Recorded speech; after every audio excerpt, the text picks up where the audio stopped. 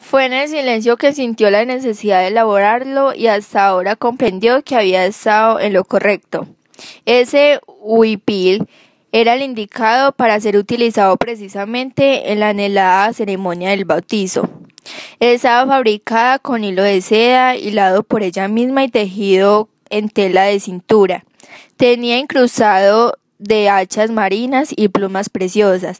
Llevaba bordado el símbolo del viento en movimiento en el pecho, circundando por serpientes emplumadas. Era en sí un mensaje cifrado para ser visto y valorado por los emisorios del señor Quetzalcóatl. La desilusión se dibujó en sus ojos. Ella esperaba que el nombre que le estaban adjudicado los enviados de Quetzalcóatl tuvieran un significado mayor. No se lo estaban poniendo unos simples mortales que desconocían por completo el profundo significado del universo, sino unos iniciados como ella suponía. Su nombre tenía que significar algo importante, insistió con el fraile. Pero la única respuesta adicional que obtuvo fue que lo había elegido porque Malinalli y Marina guardaban cierta similitud fonética. Una de las cosas que más admiración le causaba era que con un mismo aparato bucal los seres humanos fuesen capaces de emitir infinidad de sonidos diferentes. Ni ella, que se consideraba una muy buena imitadora, no entendía por qué no podían con la R.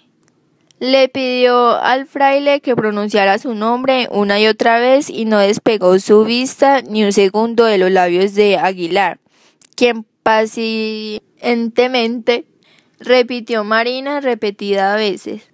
A Malinalli le quedó claro que lo que necesitaba para lograr pronunciar la R era colocar la lengua detrás de los dientes solo un instante, pero su lengua, aparte de colocarse detrás del paladar como estaba acostumbrada, no se movía en la velocidad requerida, por lo que el resultado era desastroso.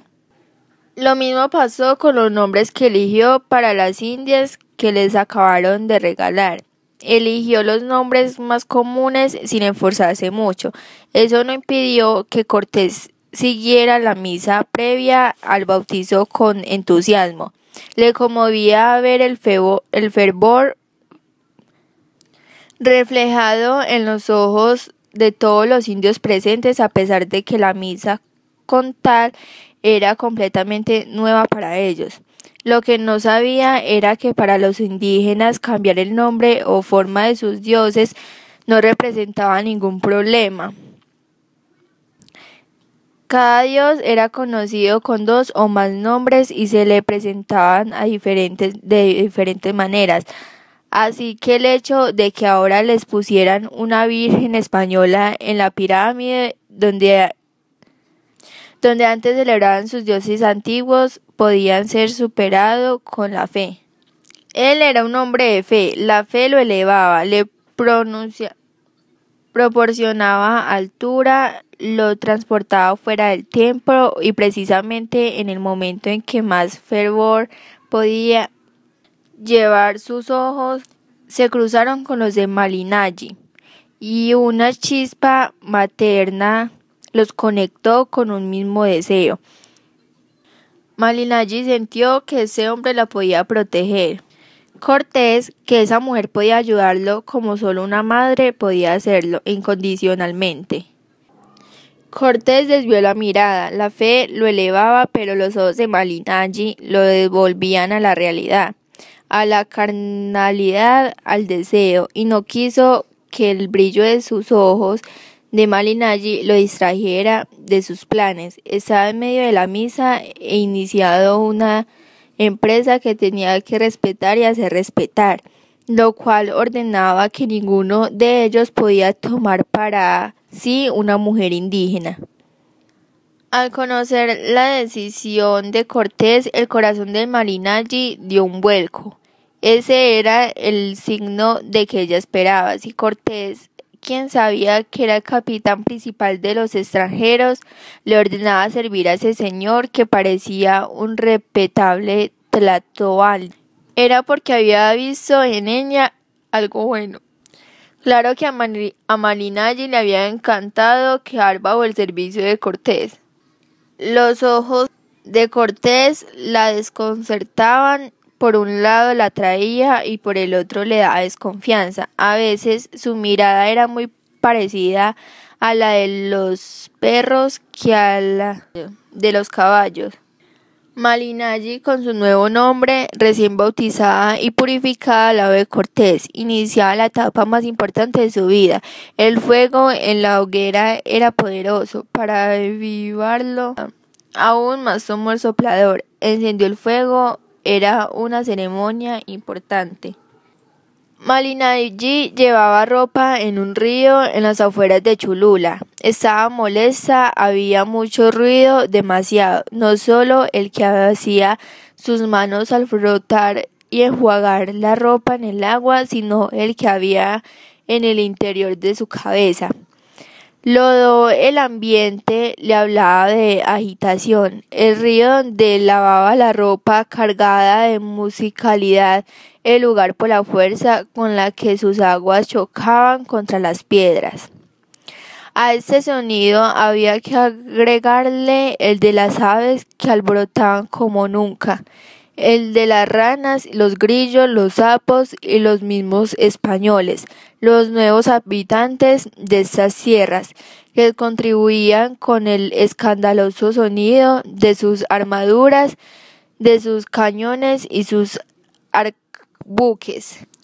A Malinalli le urgía el silencio, la calma. Decía el Popol Vuh, el libro sagrado de sus mayores, que cuando todo estaba en silencio, en completa calma, en la oscuridad de la noche, en la oscuridad de la luz, en que surgía la creación. Malinalli necesitaba que ese silencio para crear nuevas y sonoras palabras, las palabras juntas, las que fuesen necesarias. Hacía poco había dejado de servir a Portocarrero, su señor, pues Cortés le había nombrado la lengua, la que traducía lo que él decía al idioma náhuatl, y lo que enviado de Moctezuma hablaba el náhuatl español. Si bien era cierto que Malinalli había aprendido español a una velocidad extraordinaria, de ninguna manera podía decirse que lo dominara por completo. Con frecuencia tenía que ocurrir a Aguilar para que le ayudara a traducir correctamente y lograr que lo que ella decía cobrara sentido tanto en las mentes de los españoles como de los mexicanos. Ser la lengua era una enorme responsabilidad. No quería errar, no quería equivocarse y no veía cómo hacerlo, pues era muy difícil traducir de una lengua a otra conceptos complicados.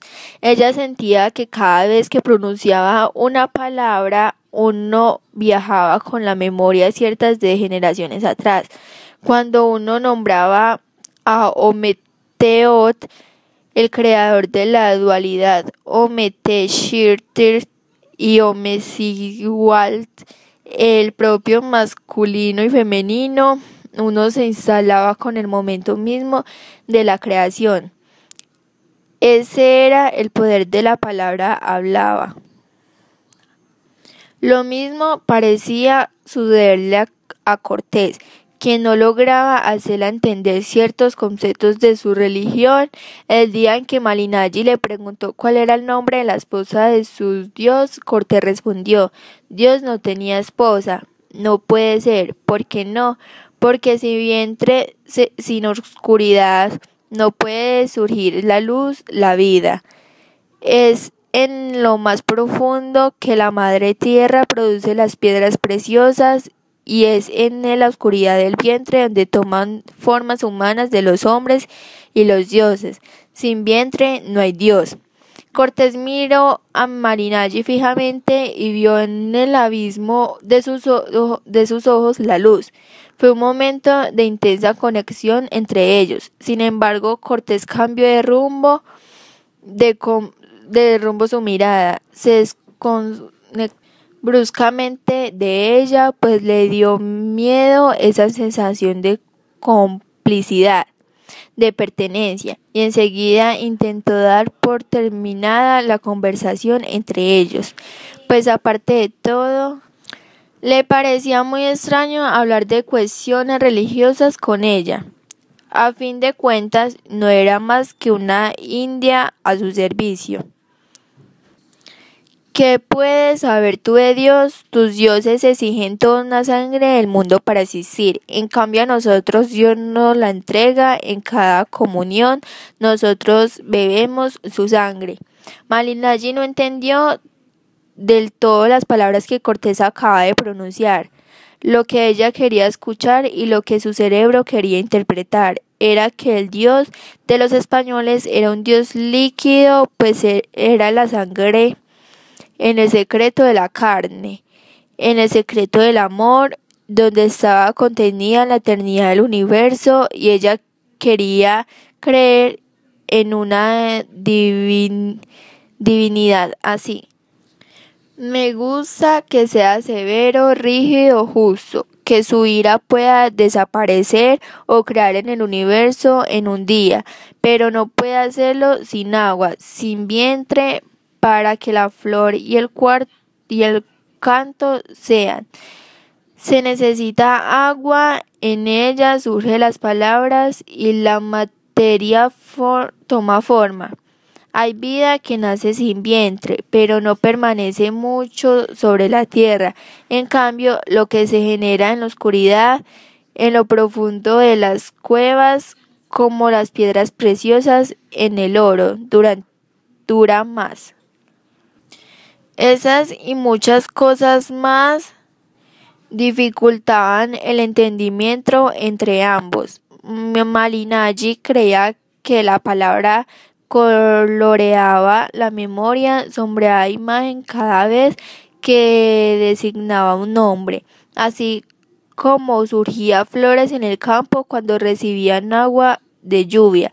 Aquello que se sembraba en la mente daba frutos porque la palabra humedecía por la saliva de la boca. Ser la lengua implicaba un gran compromiso espiritual, era poner todo su ser al servicio de los dioses para que su lengua fuera parte del aparato sonoro de la divinidad, para que su voz esparciera por el cosmos del sentido mismo de la existencia, pero Malinaji no se sentía preparada para ello. Muy a menudo, al hablar, no se dejaba guiar por sus deseos y entonces la voz que salía de su boca no era otra que la del miedo.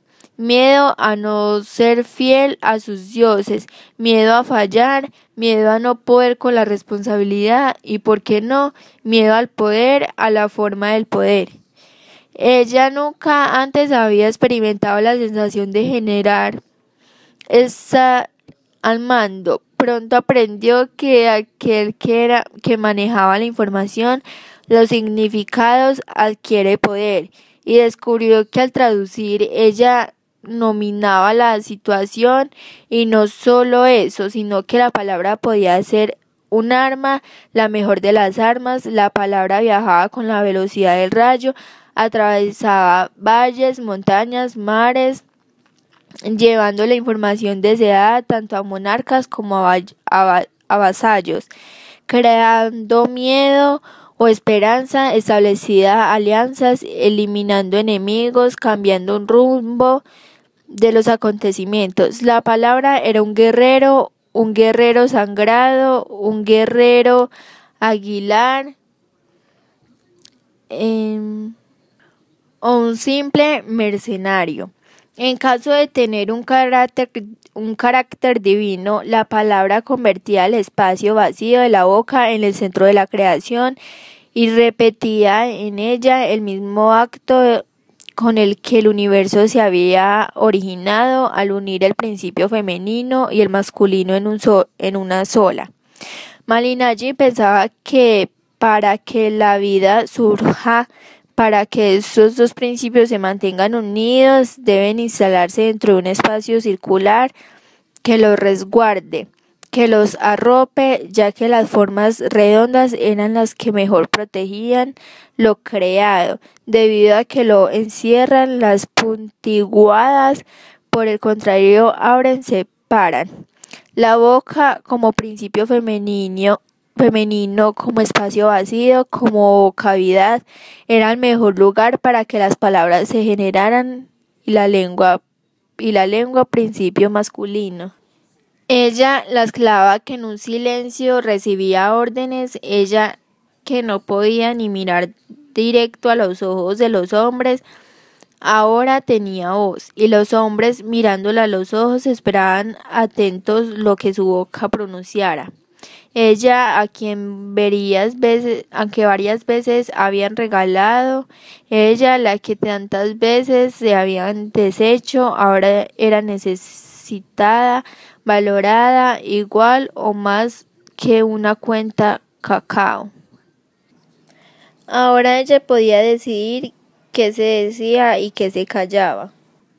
Tenía mucho miedo y deseo de vivir en libertad, de dejar de pasar de mano en mano, de llevar una vida errante. La ilusión de algún día poder hacer lo que se le viniera en gana, casarse con alguien que ella quisiera y tener hijos sin el temor de que fuesen tomados como esclavos o destinados al sacrificio, era lo suficientemente atractiva como para poder dar un paso atrás.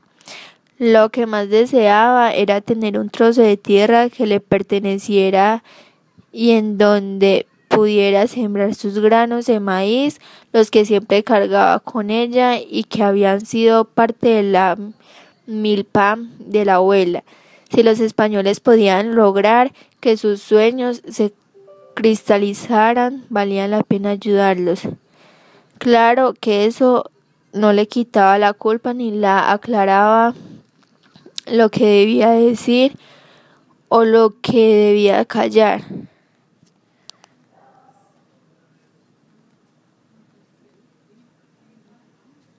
Malinalli ahora tenía la responsabilidad de decidir si compartía esa información con los españoles o no. Imploró silencio en todos sus dioses. Lo que más la atormentaba, aparte del ruido externo, era el ruido interno, las voces en su cerebro que le decían que callara, que no hablara, que no le confiara a los españoles ninguna información valiosa que pudiera salvarles la vida, que algo andaba mal, que tal vez los extranjeros no eran quienes ella pensaba, que no eran los envidiosos de Quetzalcóatl.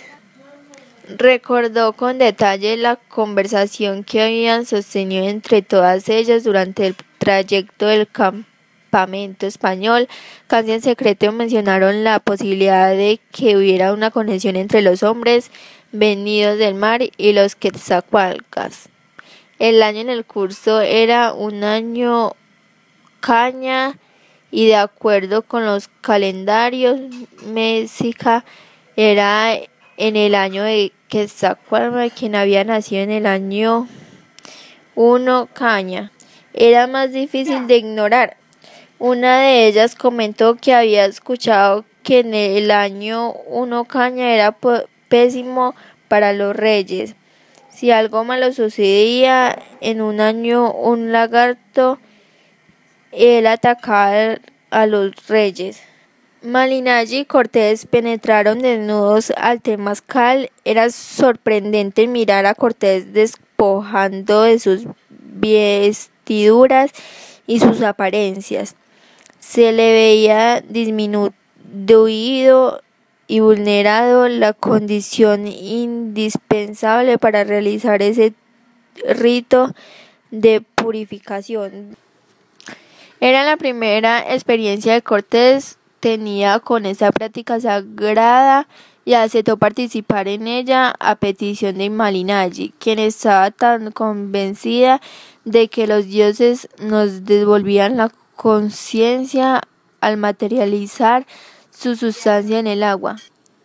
Cortés quedó impactado ante la belleza y grandeza de Cholula. Cholula era una ciudad próspera y densamente poblada. Sus templos indicaban que Chunchula era sin duda uno de los más importantes centros religiosos de Nuevo Mundo. El templo principal estaba dedicado al culto de Quetzalcóatl y la ciudad tenía la pirámide más alta de México con 120 gradas. En la ciudad se respiraba una atmósfera de suspicada y nerviosismos. Cortés se enteró de que las tlaxcaltecas de afuera de la ciudad se estaban juntando tropas, preparando junto a los chulhuecas una emboscada en su contra. A Cortés no entendía nada de las creencias religiosas de los habitantes de estas tierras. Por primera vez, al escuchar la explicación de los representantes de dioses, concebían una certeza irreconciliable, unir lo que vuelva con lo que repta. Malinalli y Cortés se miraron a los ojos. De nuevo reinaba el silencio. La mirada experimentaron un recuerdo de algo que ya vivido en otra parte del tiempo. El escalofrío que Cortés sintió en el centro de la pupila lo obligó a apartar sus ojos de los infinitos ojos negros de Malinalli, que a la vez reflejaban tristeza, amor y un cierto anhelo de vergüenza. Malinalli hizo una pausa para verter agua sobre las piedras ardientes. Esta acción produjo un vapor aún más caliente y penetrante y un sonido que deleitaba a los oídos. Pero Cortés quería saber sobre Quetzalcóatl. Pensaba utilizar toda la conquista, así que con gran curiosidad preguntó: ¿y cómo fue su gobierno durante el mandato de Quetzalcóatl? Tollán siempre obtuvo henchida de grandeza, joyas corales y turquesas adornadas el mundo, matales amarillos y recipientes del canto, plumas de quetzal, plumas rojas y amarillas coloreaban con su grandeza. Existía toda una fuerte de cacoa, toda suerte de algodón, de todos los colores. Muy grande artista era Quetzalcóatl en todas sus creaciones y provocador de la abundancia. Quetzalcóatl, el tolteca, es el que busca a sí mismo. En cierto momento de su vida abandonó la búsqueda de sí mismo en todo lo que existe y sucumbió a las tentaciones, o como tú dirás, pecó y luego huyó.